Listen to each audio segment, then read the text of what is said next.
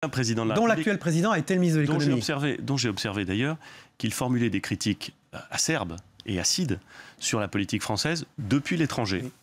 Ça vous a choqué? Il ne devrait pas dire ça? Bah écoutez, moi je ne sais pas, mais un certain nombre de journalistes qui m'accompagnent savent que lorsque je suis à l'étranger, je m'interdis tout commentaire sur la politique nationale. Pas du tout parce que je pense qu'elle n'est pas intéressante, mais parce que c'est une règle que j'ai observée chez un certain nombre de présidents de la République qui m'ont beaucoup impressionné et que manifestement M. Hollande ne règle pas pour lui. Puis j'observe que si M.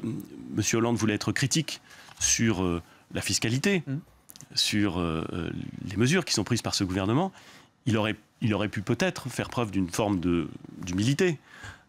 Je vous rappelle qu'il y a quelques jours, le Conseil constitutionnel a censuré une mesure qui a été prise en 2012, en juillet 2012, par la majorité précédente, sur la commande du président de la République de l'époque, qui a un impact pour les finances publiques françaises de l'ordre de 10 milliards. C'est-à-dire que nous allons devoir rembourser à des entreprises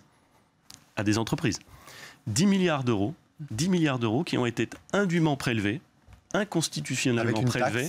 Inconstitutionnellement prélevés. On va voir parce que c'est une mauvaise nouvelle pour tout le monde. C'est pas décidé. Et vous pointez la responsabilité de François Hollande. Pas décidé encore. Vous pointez la responsabilité de François Hollande. Attendez, allons jusqu'au bout. Oui. J'aimerais que ceux qui aujourd'hui, à 10 000 km, alors qu'ils ne se sont pas présentés aux élections pour défendre leur bilan, commentent de façon acide et acerbe ce que nous faisons aujourd'hui pour réparer le pays, prennent une certaine forme d'humilité sur ce qu'ils ont fait hier et sur les responsabilités qu'ils ont dans les dérèglements de l'économie française. Ça vaut pour l'ancien président de la République, je le dis sans aucune animosité, ça vaut aussi pour un certain nombre d'anciens responsables ministériels, je pense à M. Sapin ou à M. Eckert, qui sont toujours prompts à donner des leçons, mais qui assument manifestement moins bien la part qu'ils ont eue. Mais vous déciderez quand s'il y a une nouvelle taxe ou pas?